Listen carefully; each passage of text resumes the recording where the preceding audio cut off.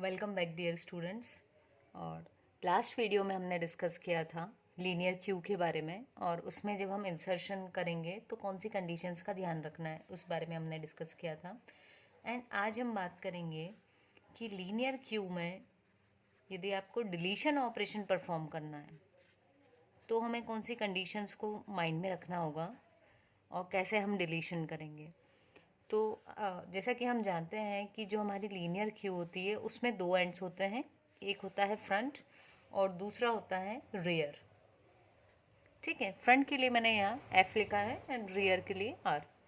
और जब हम अपनी क्यू को इनिशियलाइज करते हैं, मतलब सबसे शुरू में जब हम सेट कर रहे हैं एम्प्टी क्यू, तो हम इन दोनों की वैल्यू -1 पे सेट कर देते हैं। ठीक, ये हमने बनाई अपनी एक क्यू जिसको हम अरे के थ्रू इम्प्लीमेंट कर रहे हैं। तो ये है हमारा फर्स्ट केस जब हमारी क्यू क्या है, एम्प्टी है। सेकंड केस हम देख लेते हैं कि हमने क्यू बनाई थी और उसमें कुछ इंसर्शन भी किया हुआ है।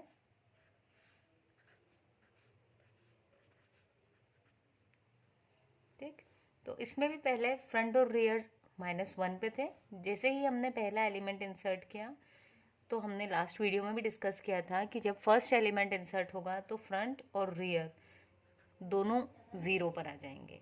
लेकिन अब यदि कोई भी इंसर्शन होता है तो फ्रंट ज़ीरो पर ही रहेगा और रियर जो है वो हमारा इंक्रीमेंट होगा। तो अब यदि मैंने इंसर्शन किया तो रियर यहाँ से हटकर यहाँ आ जाएगा और हम नई वैल्यू इंसर्ट कर पाएंगे। ठीक, तो अब हम डिस्कस करते हैं कि यदि हमें डिलीशन परफॉर्म करना है इस क्यू के अंदर। ये हमारे पास दो क्यूज़ हैं, मान लेते हैं ये है हमारी क्यू ए और ये हो गई हमारी क्यू बी। राइट, सो यदि अब हम देखें तो जब हमारे पास पहला वाला केस है, इसमें यदि हम डिलीशन ऑपरेशन परफॉर्म करते हैं तो देखिए इस क्यू में कोई एलिमेंट है ही नहीं, तो मतलब ये क्यू ऑलरेडी एम्प्टी है। क्या हम इस पे कोई डिलीशन कर पाएंगे? नहीं, है ना, क्योंकि अगर डिलीट करना है तो आपके पास एलिमेंट होना कंपलसरी है। ठीक है, तो ये हमारी पहली कंडीशन हो जाएगी। जब भी हम डिलीट के लिए फंक्शन बनाएंगे तो हम उसमें एक चीज़ चेक करेंगे कि यदि हमारा फ्रंट या रेयर, दोनों में से आप किसी को भी चेक कर सकते हो, क्योंकि जब क्यू एम्प्टी है तो दोनों की वैल्यू -1 होगी हमेशा। तो यदि फ्रंट या रेयर में से कोई भी हमारा -1 है, मैंने यहाँ फ्रंट ले लिया, यदि फ्रंट की वैल्यू इक्वल इक्वल -1 है, इक्वल इक्वल क्यों लगाया, क्योंकि ये कंपैरिजन ऑपरेटर है। ठीक है, तो ये f की वैल्यू को कंपेयर करेगा -1 के साथ में। तो अगर f की वैल्यू -1 हो तो हम क्या बोल देंगे कि q क्या है, हमारी एम्प्टी है, q इज़ एम्प्टी। ठीक, ये एक केस हो गया। अब हम बात करें दूसरा केस, यदि ऐसा नहीं है और q हमारी जो है वो एम्प्टी नहीं है। तो जब क्यू आपकी खाली नहीं है और उसमें कुछ एलिमेंट्स हैं, तो अब उसमें भी क्या हो सकता है कि फिर दो केस हो सकता है। देखें, एक तो ये हो गई हमारी क्यू, और एक हमने देखी, इस क्यू का नाम दे देते हैं सी। ठीक,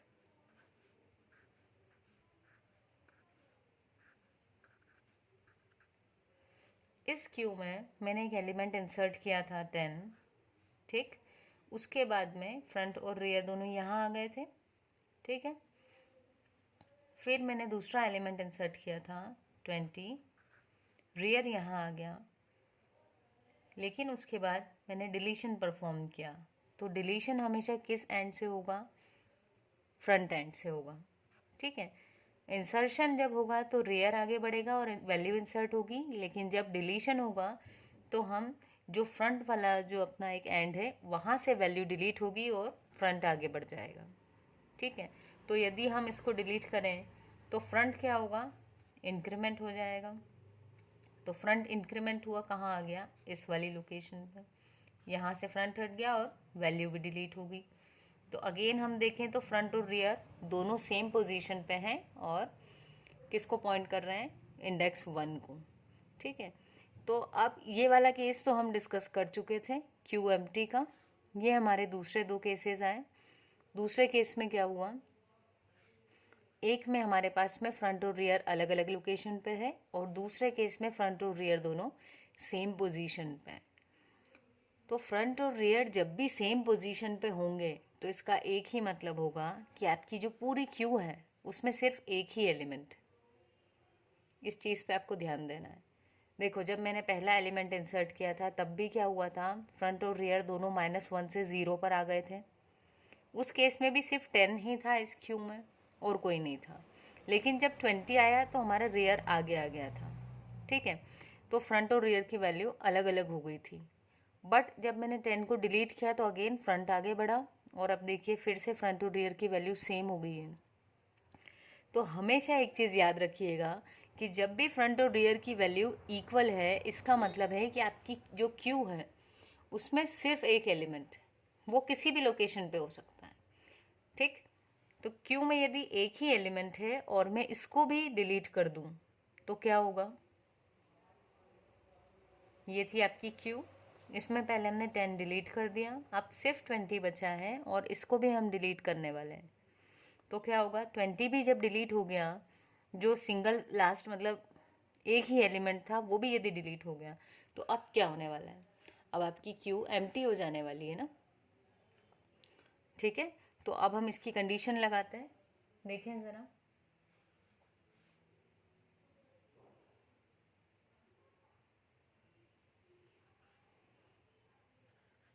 यहाँ पे हम क्या करेंगे, यहाँ हम एक कंडीशन फिर से टेस्ट करेंगे।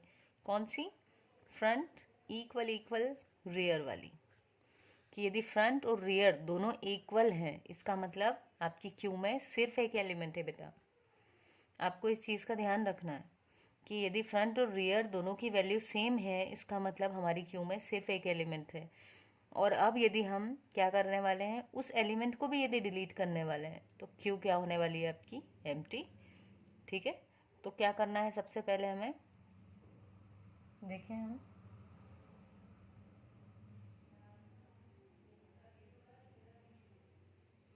एक चीज़, जो फ्रंट में आपका एलिमेंट था उसको हम क्या करें, डिस्प्ले करवा दें।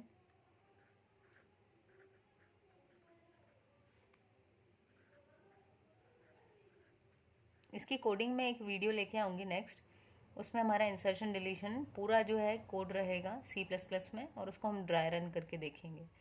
ठीक है, तो यहाँ पर हम फ्रंट में जो भी वैल्यू थी उसको प्रिंट करवा दी और अब क्या करना है हमें, क्योंकि फ्रंट और रियर दोनों इक्वल हैं तो दोनों को किस पे सेट कर देना है, -1 पर।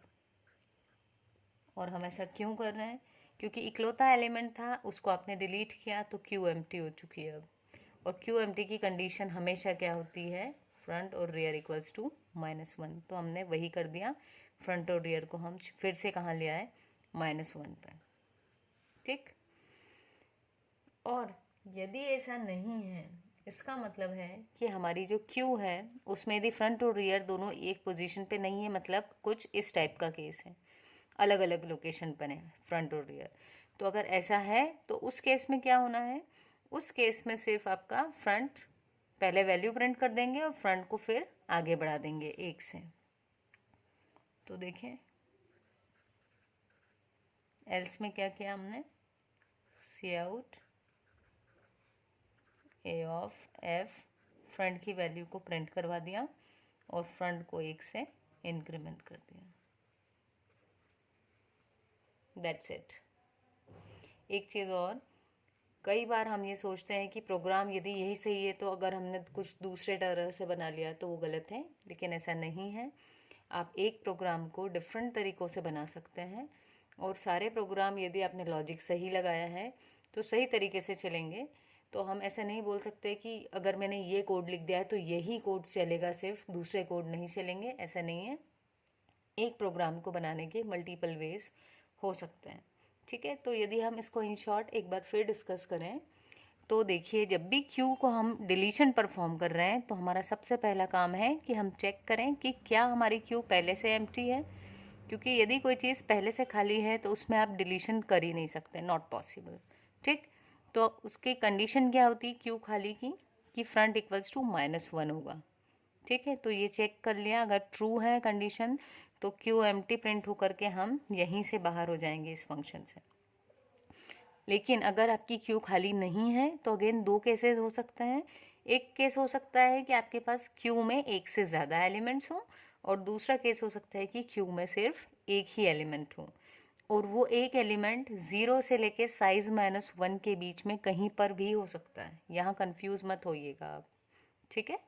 तो अगर हमारे पास एक ही एलिमेंट है, यानी फ्रंट और रियर इक्वल है, तो उस केस में क्या होगा, दोनों को आपको पहले सबसे पहले फ्रंट की वैल्यू प्रिंट करवानी है, क्योंकि आपका एलिमेंट जो डिलीट होगा वो किस एंड से होगा, फ्रंट एंड से।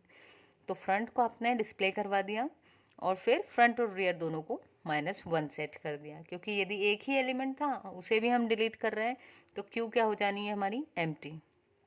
और एम्प्टी की कंडीशन फ्रंट और रियर दोनों -1, तो वो हमने यहाँ पर लिख दिया। एल्स, या फिर क्या हो सकता है, यदि फ्रंट और रियर इक्वल नहीं है, यानी ये कंडीशन यदि नहीं है, तो इस टाइप की कोई कंडीशन हो सकती है। इस टाइप मतलब हो सकता है कहीं पर भी ये फ्रंट हो सकता है यहाँ हो, रियर कहीं और हो, बट फ्रंट और रियर इक्वल नहीं है, ठीक है।